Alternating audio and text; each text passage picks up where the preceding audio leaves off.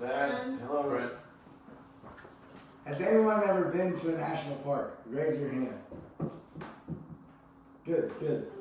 Today I'll inform you about the history and and national parks in general of the United States. Now that you know why you're here, I'll start.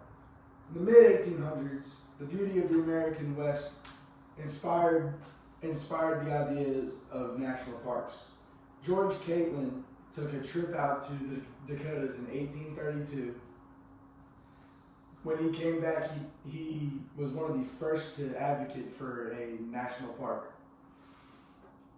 He said there needed to be a magnificent park, government-controlled, a nation's park.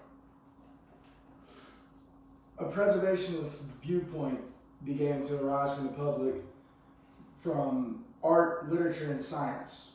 Congress appointed Ferdinand Hayden, head of the government's new Geological Survey in 1861. He was to lead a fact-finding expedition out into the Yellowstone River and surrounding areas in Montana and Wyoming. The area had been an attraction for prospectors, explorers, and trappers since the mid-18th century. Through his expedition, he confirmed the many accounts of the area's strange features like geysers, bubbling mud, and hot springs. Hayden was another large advocate for setting Yellowstone and its surrounding regions as the first national park. In early 1872, Congress approved the legislation. On March 1st, President Grant signed the bill which dedicated 2.2 million acres as a public park or pleasuring ground for the benefit and enjoyment of the people.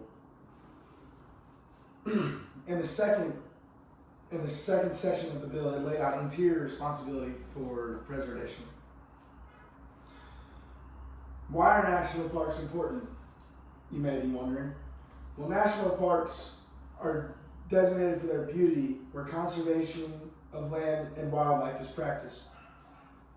The national parks is the preservation of the natural environment, also for education and enjoyment of the people. The National Park Service was established in 1916 to consolidate the management of the United States parklands. Now they have over 84 million acres and 63 national parks total. Any given park has impressive topology and ecology, from Yosemite's Deep Valley to Colorado's sand dunes and Cadence's coral reef. Anyone around the U.S. or the world can learn about national parks by visiting them. National parks are important. Without them, we could lose large ecosystems or have some animals pushed closer to extinction. National parks also help to protect biodiversity and maintain landscapes. It can also be useful in educating the public on the importance of conservation.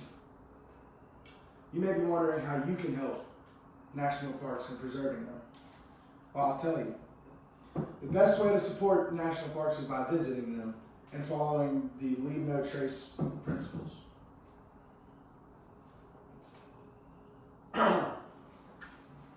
Plan ahead, travel and camp on durable surfaces, dispose of waste properly, leave what you find where you find it, minimize campfire impacts, respect wildlife, and be considerate of others. To help lessen the impact of the downsides of tourism, it's better to go during what they call the off-season or to less popular parks, which is what the National Park Service calls spreading the love. Another impact of spreading the love is you get the park to yourself pretty much most of the time because less popular parks have less people there. The other way you can help national parks is by supporting the establishment of buffer zones around parklands. Buffer zones keep animals and humans separated more to keep wildlife outside of urban and suburban areas. Today I've informed you about national parks, giving you the history of them and explaining what they were, and then telling you how you can help them. I hope you have learned something about national parks, and thank you.